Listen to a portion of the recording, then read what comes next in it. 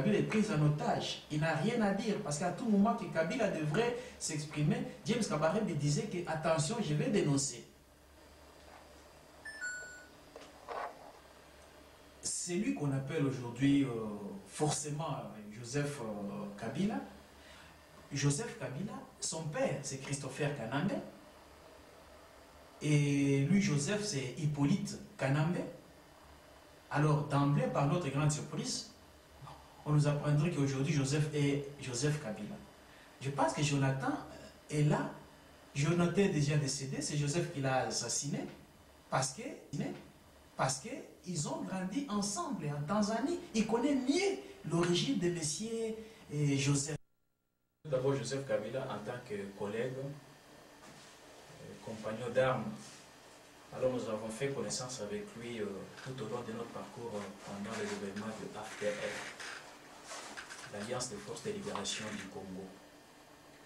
Alors ma connaissance avec Joseph a été par M. James Kabarebe, l'actuel chef d'état-major général rwandais, qui est même son oncle, qui lui a fait enrôler à l'époque sous l'armée patriotique rwandaise. Alors dès que nous sommes arrivés à Mbujimayi, vers le mois de mars 1997, nous avons reçu l'ordre émanant de Joseph Hippolyte Kanambe, alias Kabila, de pouvoir massacrer les Hutus qui se trouvaient dans de différents camps de réfugiés tout au long de la route qui menait vers Moneditu, vers Lac Mukamba jusqu'à Kananga, Kassa occidental. C'était en présence de Joachim Ngabo, d'origine officier rwandais, et Johnson, officier rwandais, Papi Lukobeka, actuellement nommé colonel, sur place à Kinshasa. Il était dernièrement commandant, responsable de renseignement militaire dans le Bas-Congo, en remplacement de M. Etienne Kabondi, l'ex-chargé de la sécurité présidentielle de M. Kabila. Alors l'ordre était donné qu'on devrait passer à l'extermination des Hutus, que ça soit sous une discrétion totale. Alors on procédait à prendre les Hutus vifs, on les mettait dans des sacs, des graviers à diamants, on les amenait souvent vers le fleuve, la rivière Lubilangi, entre Kasaï oriental et Kassa occidental.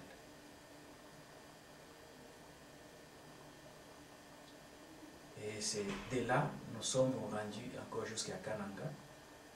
C'était avec le général Moufou, qui fut aussi dernièrement commandant région à Matadi, qu'on a récompensé compte tenu de ses services criminels qu'il est en train de poser pour exterminer les Congolais et les Hutus sur place au pays. Alors l'histoire est assez complexe. Dès qu'après avoir fini cette opération, nous nous sommes rendus jusqu'à Kinshasa. Et c'est tout juste au mois de mai 1997, tout juste au mois de mai 1997, nous sommes arrivés à Kinshasa, où nous avions été accueillis à Nero. Je pense que derrière ici, vous pouvez voir les photos, comment la population congolaise nous avait accueillis. Alors, nous étions accompagnés des Tutsis. Si les Tutsis étaient derrière nous, nous avions tout juste dit que c'est dans un contexte purement panafricaniste ou panafricain que les Tutsis nous ont soutenus afin de pouvoir renverser ce monsieur Mobutu qui a mis au moins une trentaine d'années au pouvoir sans que ce peuple ne puisse aussi jouir du bonheur de ses richesses.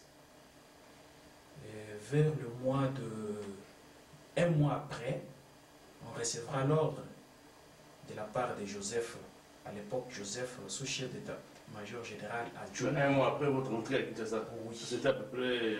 Nous sommes entrés au mois de mai. Oui. Au mois de juin. C'est vers le mois de juin. 97. Oui. En ce moment, lui, Joseph avait quel poste? Joseph était chef d'état-major général adjoint des forces armées congolaises.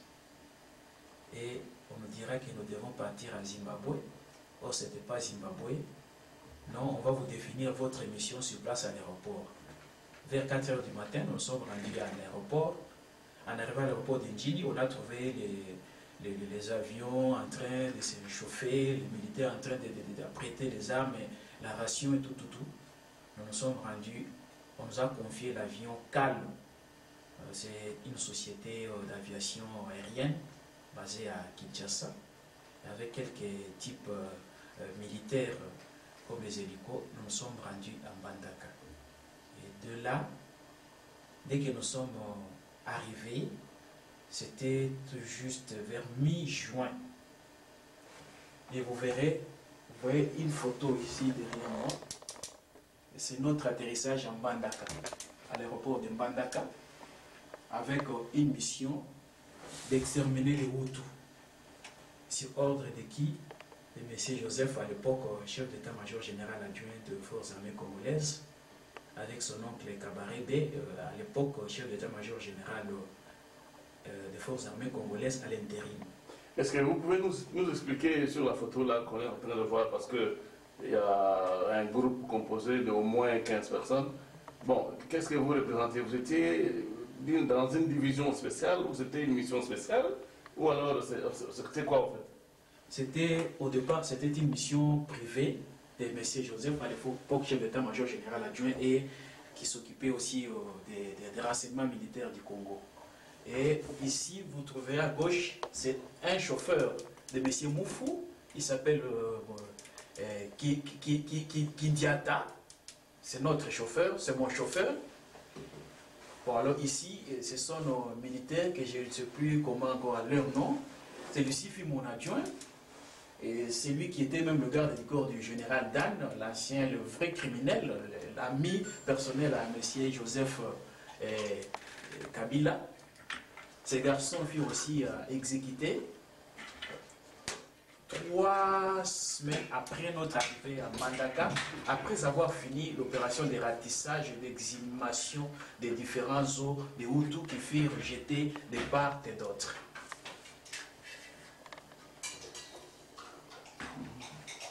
Alors maintenant, ici, on nous a défini notre mission qu'on devrait maintenant chercher, passer partout où se trouvaient les réfugiés Hutus. On a commencé d'abord par l'aéroport même. On devrait prendre les Hutus vifs, et les placer dans de véhicules de type militaire, direction Ouenzi-Sekri. Ouenzi-Sekri, c'est un village à une quinzaine de minutes de Mbandaka. Alors sur place, on m'a même défini ma mission, on a dit que je suis responsable des renseignements militaires, je dois remplacer Alphonse, un sujet Touti, qui était en voie de retourner chez lui. Alors j'ai travaillé avec mon adjoint qui fit Mbombo, Jacques Mbombo, et Kalombo, qui m'a même soutenu à l'époque lors de l'entrée dès qu'on partait accueillir ces ralliés derrière l'Aftel. Alors maintenant, dès que nous sommes arrivés à Ouenzi-Sekri, nous devrions maintenant prendre contact avec M. Noguera. M. Noguera est le représentant de Siforzal, actuellement Sifourko, basé sur place à Mbandaka, Ouenzi-Sekri. On devrait réquisitionner les barges qui avaient comme mission de mettre les Hutus dedans et les amener vers Irebo. Alors c'est lui qui dirigeait la brigade, c'était Vendissier Moufou Kiana, et actuellement général de la 22e brigade à l'époque. Et nous avions pris le barge et nous sommes rendus encore chez un sujet Pankita. C'est un homme d'affaires équatorien, il est basé sur place dans la ville de Mbandaka, qui me connaît aussi 5%. Et il nous a confié les tracteurs qui avaient comme mission d'aller enterrer, creuser, faire des fosses communes, visant maintenant à étouffer et à faire ternir l'histoire de ces réfugiés Hutus. Alors, quelques temps après, on nous enverra un bateau Bobo en provenance de Kinshasa. Au départ, on ne savait pas la mission du bateau Bobo. Dès que le bateau Bobo est arrivé, avant tout, moi,